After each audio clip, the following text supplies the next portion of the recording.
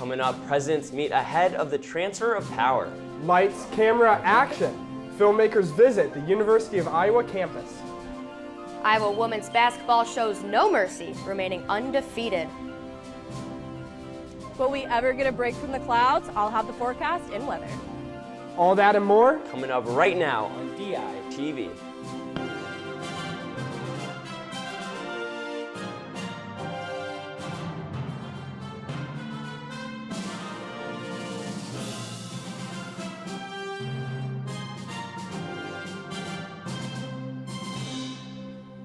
Good morning from Iowa City. It is Friday, November 15th. I'm Sam Kupris. And I'm Ryan Lynch. And the third member of our team, Kayla Smith, is live outside to tell us today's weather. Kayla, are we going to see any sun anytime soon? Yeah, guys, it's looking like we might be getting a short break from those fall clouds. And you know, it might be cold out this morning, but that's not stopping anyone from getting their free coffee and cups this morning in honor of National Philanthropy Day. I'm here at Hubbard Park, where it is currently 35 degrees. Now, it's expected to stay mostly sunny today with some fall chills in the high and those low 50s this afternoon. It's going to drop down to the high 30s later tonight with mostly clear skies. Tomorrow's going to be almost the exact same with the high hitting those mid 50s with it dropping down to those high 40s in the evening. Now, I'll be back later with the rest of the forecast for weather, but for now, I'll go ahead and send it back to the boys in the studio. And for our top story, President-elect Donald Trump was sitting President Joe Biden Wednesday to discuss the transfer of power. DITV News Director Johnny Valtman has what the two discussed and how the next administration is shaping up. Mr. President. The meeting between the two was a first as Trump snubbed Biden of the traditional meeting 4 years ago following the election. An extensive meeting that lasted 2 hours saw the two talk about the future of the country. Smooth transition, do everything we can to make sure you're accommodated, what you need. We're going to get a chance to talk about some of that today, so welcome. The meeting is part of the changing scene in D.C. as Republicans have now secured the House of Representatives majority, capturing all three branches of government. Iowa Senator Joni Ernst lost her leadership spot to Arkansas Senator Tom Cotton. South Dakota Senator John Thune was elected Senate Republican leader. And this Republican team is united. We are on one team. We are excited to reclaim the majority and to get to work with our colleagues in the House to enact President Trump's agenda. President-elect Trump is staying busy by appointing a new cabinet. Senator Marco Rubio, veteran and Fox News host Pete Hegseth, House Representative Matt Gaetz, and former presidential candidate Robert F. Kennedy Jr. have been selected into crucial roles. However, some of these picks are being met with mixed emotions. President Trump's been reelected. He will have a majority in the Senate and the House. He is entitled to his nominations, but he's not entitled to a confirmation of literally any nominee. With 2 months until Inauguration Day, Trump still has 16 major cabinet positions to fill. From the University of Iowa, Johnny Valtman, DITV. There has been an update following Iowa's first congressional district race between Christina Bohannon and Marionette Miller Meeks. DITV's Nick Isles is live in the newsroom to tell us about a potential recount being proposed in a tight race for the state's southeastern region. Hey guys, Democrat Christina Bohannon is indeed seeking a recount in the race against Republican Marionette Miller Meeks. Miller Meeks has already declared victory against Bohannon as she leads the Democrat by 801 votes. However, Bohannon's campaign made a statement Thursday morning declaring that a recount is expected for a seat in the House. According to a live poll, Miller Meeks has 50.1% of the vote in Iowa. A nonpartisan advocacy group stated it is unlikely that a recount will change the outcome of the race. The last recount that flipped the result for the U.S. Senate happened in Minnesota in 2008. Sam and Ryan, back to you guys. Calls for a new county jail are growing stronger after the building suffered more water damage on Tuesday night. Sheriff Brad Kunkel said the combination of aging structural support and water damage pose a safety risk to both inmates and workers. Additionally, Johnson County currently does not have enough space for its inmate population and is forced to send them to other jails. After breaking into Iowa City's West High School in August, two teenagers have pled guilty to burglary and willful injury. After breaking into the school and assaulting another student, the teens were charged. Surveillance footage captured these teens chasing the victim. They punched, kicked, and stabbed the victim, leaving a cut on his left arm. The teens have been sentenced to 3 years of supervised probation. The Iowa City Municipal Airport will power up soon. The airport installed 300 solar panels to help power various facilities. Airport Manager Michael Tharp says the panels will help with expenses and help the environment. The solar array cost around $750,000 and is mostly covered by the Federal Aviation Administration. The panels will start providing power in the upcoming weeks. Iowa City is kicking off a new plan to relocate transportation and equipment facilities. City Council approved a $30 million project to aid their growing staff and equipment needs. Iowa City Transportation Services intends to grow their fleet of buses to meet the city's growing demand for public transport. The new facility will be growing closer to the department and fueling facilities and will host more routes across the University of Iowa campus. The journalism building was buzzing with excitement on Monday. DITV's Grace Lathrop had an opportunity to meet with some special guests. The University of Iowa is known for its great film program and astounding list of alumni. Two filmmakers and alumni, Brian Woods and Scott Beck, were back on campus to talk with students about their new film, Heretic. We were in 7th grade. We saw the movie Contact by Robert Zemeckis and written by Carl Sagan, and that was like, oh wow, like one day it would be really fun to do a movie that's about religion and that's a conversation about religion. Heretic's been rolling around in our heads for that long. Heretic is a psychological horror film that focuses on the Mormon religion.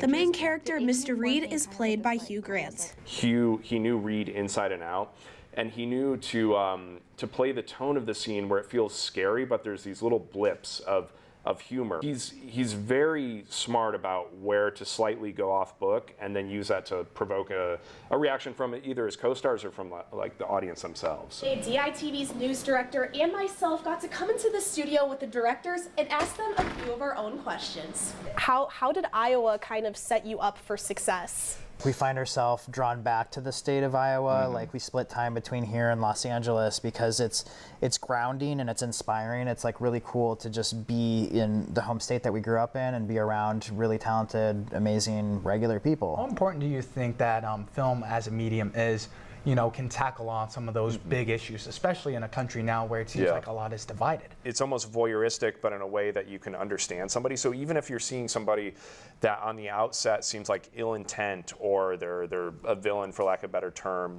you can communicate some humanity in there. You can see an understanding of why somebody comes to their own way in the world or their own belief system. Brian Woods and Scott Beck are now joining the list of accomplished artists who attended the University of Iowa. From the Adler Journalism Building, this is Grace Lathrop, DITV. And coming up later, Mattel honors a dance pioneer. Plus, a further look into this week's forecast and Hawkeye athletics. All that and more coming up after the break. In Iowa City, history is being made every day, and DITV is capturing it all. The future of our nation. DeSantis supporters here in West Des Moines were able to take He is growing in popularity and will continue to be on the upward slope. His goal was to shock the world at the Iowa caucus tonight. However, the results were a bit of a disappointment for his campaign. Historic careers. It's the end of an era. Nobody was really giving the Hawks a chance to win, but you know what they say. Confetti doesn't fall until the game is played. Men's wrestling team took a tough loss to Penn State in what was a frustrating meet. Student experiences. Bar scene in downtown Iowa City is a huge part of the community here at the Graduate Hotel for the Iowa Miss Heart of the USA pageant. Local, state, and nationwide. In front of the camera, behind the scenes, DITV is capturing history. Welcome back, and thank you for tuning in live on thedailyiowan.com or listening on KRUI 89.7 FM. Now let's take a look back outside with Kayla, who has the forecast for the week ahead. Unfortunately, guys, it seems like we're going to be seeing some more clouds next week. Now, on Sunday, it's going to be cloudy with the temperature sticking in those mid-50s at its peak and dropping down to the mid-30s at night. Monday's going to give us some fall showers and stronger winds up to 25 miles per hour. The temperature is going to stay in those low 50s and high 40s. We'll be seeing some clouds on Tuesday with the temperature in the mid-50s during the day, and it'll drop down to the mid-30s at night. Wednesday is going to keep that sun away, and the temperature will drop down to those low 40s. On Thursday, we might be seeing some snow mixed in with some rain, with the winds capping off at 25 miles per hour. The temperature is going to stick in those low 40s during the day, and lower 40s during the day, my apologies, and low 30s at night. Now, it seems like that cold weather is starting to settle in for the long haul, but now I'll go ahead and toss it back to the guys in the studio. Thanks, Kayla. And Sam, I'm not really looking forward to this cold weather, but at least we're going to get some snow. But it seems like something might be heating up on the Iowa campus. Yeah, exactly. And DITV sports reporter Elise Gann will tell us everything about what's heating up in Iowa sports. Elise? Yeah, guys, it may be getting chilly outside, but the Iowa women's basketball team is staying hot after a complete performance against Toledo. DITV's Colin Carruthers remarks on the team's stomping victory to move to 3-0. Game 3 for Iowa women's basketball back in Carver Hawkeye Arena as they took on the Max Toledo Rockets. Even though Iowa only shot 28.5% from the three-point line, it was an all-involved production. A lot of the contest production came from the charity stripe, where Iowa was sent to the line 32 times, making 28 of their free throws. And it was perfect night from the free throw line from all 5 players for Iowa who scored double digits. All of this became too overwhelming for Toledo as Iowa ran away with the win 94-57. Well, a lot of that production came after a 23-2 scoring run to end the first quarter, but the team still wants to see more out of their young core. I think the interesting part is, you can say, like, yeah, we have the returners and we have age, but we don't necessarily have experience. Jan Jensen talked post-game about this idea, where this team has a lot of new freshmen. They also have some returners who haven't gotten key minutes in the past, like Taylor McCabe and Kylie Feuerbach. She also mentions Lucy Olsen, who got a lot of minutes in the Big East, but has never played in the Big Ten. With this, she expects other returners like Cynia Falter and Hannah Stolke to step up in a leadership role. Still, the team feels they're meshing as the beginning of the season progresses. Yeah, I think we've been progressing really well.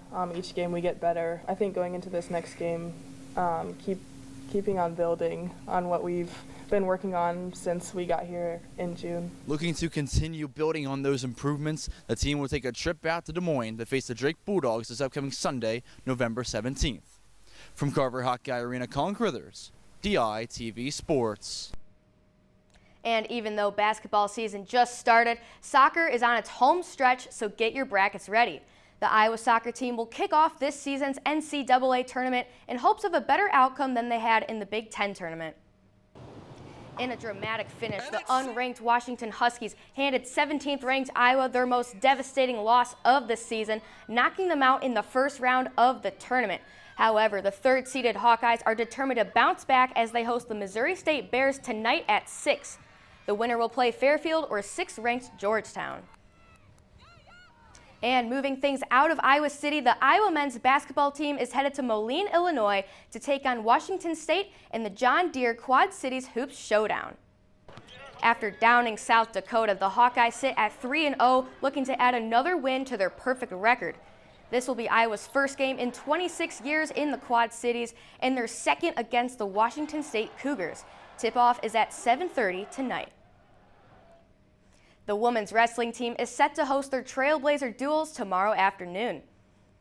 Already 2-0 on this season, the Hawks will welcome Cornell College and William Jewell to Carver Hawkeye Arena. While Cornell College is 0-1 in duels, William Jewell will be bringing along 2 ranked wrestlers as the team was ranked 21st overall this preseason. This event broke the attendance record for college women's wrestling last season. And on National Signing Day, Hawkeye Athletics welcomed several new athletes to their programs. Looking indoors, 3 new prospects were signed to the Iowa women's basketball team as they continue to build their young roster, while gymnastics signed 4 new prospects and volleyball signed 3. And stepping out of the arenas into the outdoors, the Iowa soccer team signed 7 new prospects, while the softball team did the same, signing 7 of their own. Lots of exciting things to look forward to in the short run and the long run for Hawkeye sports. Now I'll send it back to Sam and Ryan. Thanks, Elise. And all those new signings, it will be exciting to see how they're able to fare. Yeah, it looks like Hawkeye sports is in for a very, very, very bright future. Now moving on, thank you guys for joining us or listening on KUI 89.7 FM. We are here live from Iowa City every Monday, Wednesday, and Friday at 8:30 a.m. and online anytime at dailyiowan.com. For Kayla Smith, I'm Ryan Lynch. And for Nick Isles and Elise Gann, I'm Sam Kupris. See you again on Monday morning right here on DITV.